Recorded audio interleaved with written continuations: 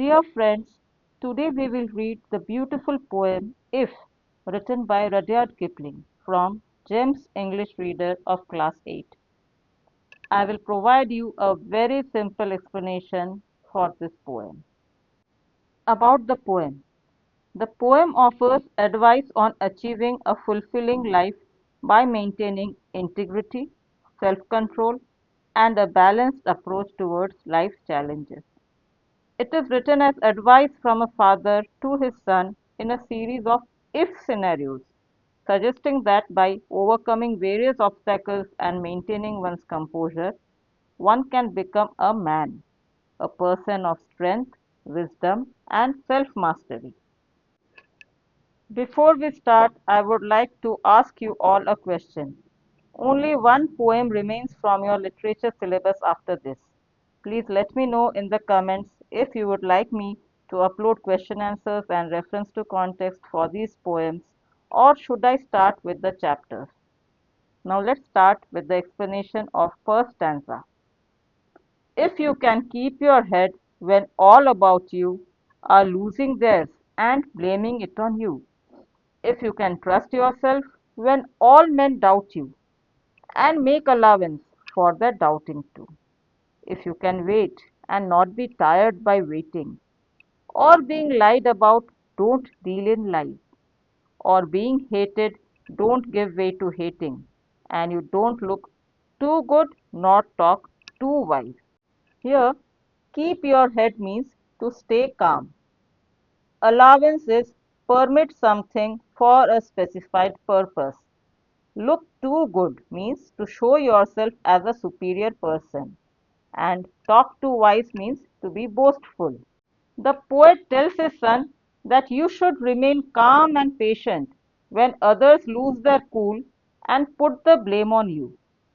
You should trust yourself even if everyone doubts you, and at the same time, you should make some room for their doubts also and try to understand what made them doubt you. The poet says that you should learn to wait patiently without getting tired of waiting because only those who work hard and remain patient achieve success in life. After that, he says that many times you will find people lying to you, but you should remain truthful. Others may hate you, but you should never be hateful and should always spread love. In the last line of the stanza, he says that you should neither pretend to be superior to others nor be boastful, because if you follow all these advices given to you, you will actually be very good and wise among the common people. So you should be very careful not to think too highly of yourself. Stanza 2. If you can dream and not make your dreams your master, if you can think and not make thoughts your aim, if you can meet with triumph and disaster and treat these two impostors just the same, if you can bear to hear the truth you have spoken, twisted by knaves to make a trap for fools, or watch the things you gave your life to broken, and stoop and build them up with worn out tools. Here, triumph means victory, disaster means an event that causes much damage. Impostor means a trickster or a fraud. Knave means dishonest, and stoop means to bend. You should dream big, but never make the dreams your master. Similarly, you should think about your goals, but never make thoughts your aim, because merely by dreaming and thinking no one can achieve success. You should learn to work hard. You should learn to treat triumph and disaster just the same. The poet says that they are impostors, that is, they're fake. Triumph and disaster are two extremes of life, and neither of them are long lasting. So you should not take either of them seriously. Then the poet says, you should always be truthful and you should have the courage to face the truth, even when dishonest people, knave people, manipulate the truth to mislead others. Even when you see things built by you with much effort in a broken condition, You should always be ready to rebuild them with whatever worn out tools you have. Worn out tools means whatever skills, whatever energy is remaining in you, with using them, you should try to rebuild what is broken. Stanza 3. If you can make one heap of all your winnings and risk it on one turn of pitch and toss and lose and start again at your beginnings and never breathe a word about your loss. If you can force your heart and nerve and sinew to serve your turn long after they are gone, and so hold on when there's nothing in you except the will which says to them, hold on. Here, never breathe a word means do not reveal a secret. Sinew is the tissue that ties the muscle to the bone, and to serve your turn means to be helpful. You should learn to make one heap of all your achievements and then take risks. You should never be afraid of doing things that can either make you successful or ruin everything. That is pitch and toss. You should keep trying till you succeed. Even if you fail, you should start again from the beginning instead of crying about your loss in front of others. You should force your heart and nerve and sinew, even when you are completely exhausted. Even when there is nothing left in life, you should have strong willpower. This willpower will encourage you to hold on, to not give up, to get up and fight again. Stanza 4.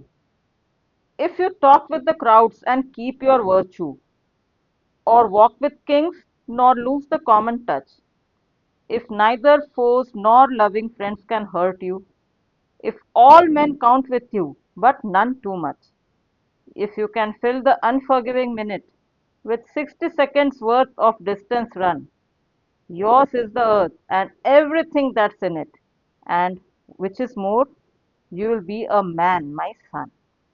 Here, virtue means a good quality, and foe means enemy.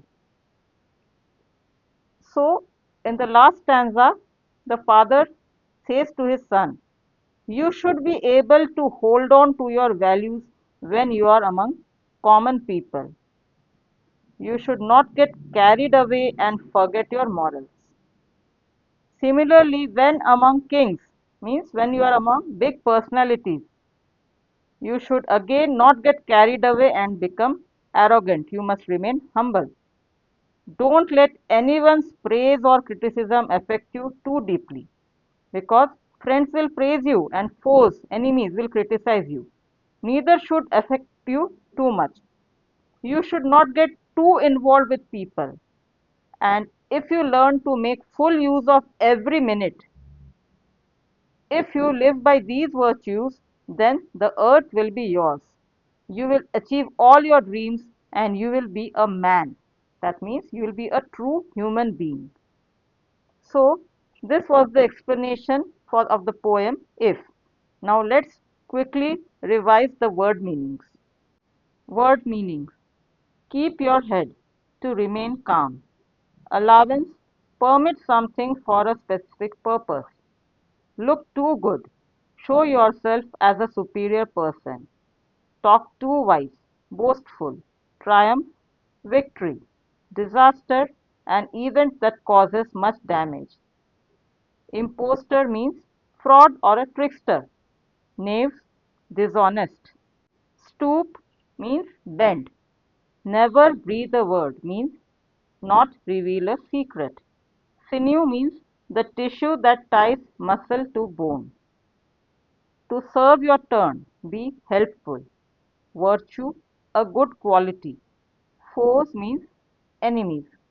Now let's quickly do the figures of speech. Figures of speech. The first one, repetition. If you can has been repeated. Next, assonance. Assonance is repetition of vowel sounds. Sound of A and O are repeated. If you can trust yourself when all men doubt you, and yet don't look too good nor talk too wise. Here you can see assonance. After that, consonance. Repetition of constant sounds. in the same line. Sound of M in if you can dream and not make dreams your master. Then sound of S in with 60 seconds. Metaphor. A metaphor is implied comparison between objects of different nature. Here, triumph and disaster. Next is personification. Human qualities are given to non-human things. Here, if you can meet with triumph and disaster and treat those two imposters just the same. So triumph and disaster are given human qualities of being imposters. Next is symbolism, using symbols to signify ideas and qualities. Here, dream, triumph, disaster, knave, fool, these are all symbolism. After that, imagery, used to make readers perceive things using their five senses. Here, if you can wait and not be tired of waiting, if you can dream and not make it your master. Thank you for your time and attention. If you liked this video, please give it a like. Do not forget to share and subscribe to my channel and help my channel grow. See you in my next video. Till then, take care, goodbye, and God bless.